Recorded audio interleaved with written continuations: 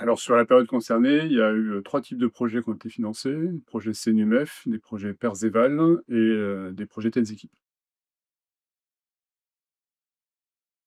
Alors, ces projets, permettent, à l'unité de Béziers, qui est une petite structure, très innovante, de pouvoir, aller chercher, bien sûr des compléments de financement, mais de pouvoir mobiliser les équipes pour aller expérimenter des, technologies ou, des outils.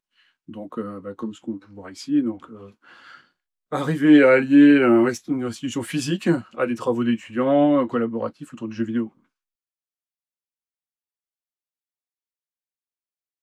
Alors, je vais même dire 2. Donc celui dont on peut voir la restitution physique ici, alors pas encore opérationnelle, parce que donc juste intégration avec les jeux vidéo, qui consiste à réaliser des bornes d'arcade, des démonstrateurs pour aller vers les futurs étudiants, leur montrer, ce qui est fait concrètement dans le département métier du multimédia d'internet.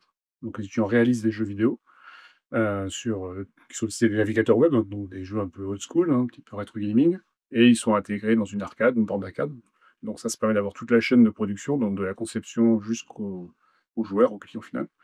Et un autre projet qui est un peu plus récent, qui est autour de l'intelligence artificielle, donc toujours dans ce département métier du multimédia internet, qui va être particulièrement impacté par les outils, d'IA, que ce soit au niveau, de traitement de l'image, fixe ou dynamique avec les vidéos, du développement. Donc les IA sont extrêmement performantes et donc se positionner par rapport aux étudiants pour bien sûr les former, leur apprendre à bien les utiliser et puis les accompagner, vers leur futur, emploi. C'est-à-dire qu'aujourd'hui, c'est utilisé dans l'industrie, ça évolue énormément. Donc ce projet va permettre, d'être au fait des nouvelles technologies et de montrer aux étudiants comment bien les utiliser à bon escient, pas systématiquement. Alors les retours d'étudiants, c'est encore un peu tôt, parce que les 1 jeux qui sont sortis sur ce projet qui est le plus ancien, c'était courant 2025.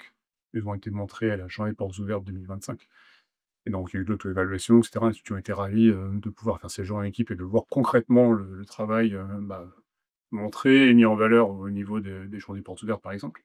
Sur le projet sur l'IA, il va démarrer en septembre, il va concerner les 2e et 3e années, donc on n'a pas encore de retour. Et le 3e projet, lui, qui était dans le cadre de Têtes Équipes, c'est un jardin connecté, qui va profiter à l'intégralité des formations de l'IUT et qui va permettre d'avoir un laboratoire d'expérimentation à l'extérieur, avec un vrai jardin, mais monitoré d'un point de vue captation vidéo, prévision de la météo, donc gestion de l'arrosage, robot de collecte et cetera et donc lui qui démarre aussi, qui va être inauguré dans la signature du COM en septembre, prochain, le 11 septembre.